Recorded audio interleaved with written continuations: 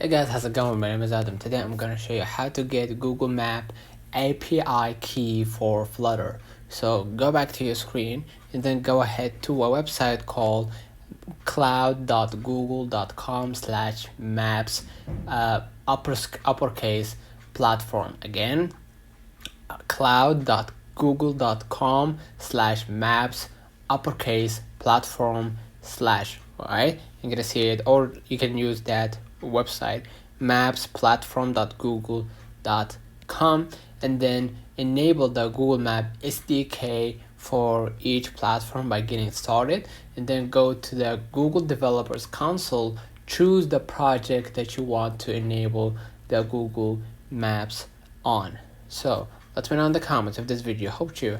Don't forget to like and subscribe, turn on the notification bell to receive every video we upload. Thank you for watching. We will definitely see you in the next one.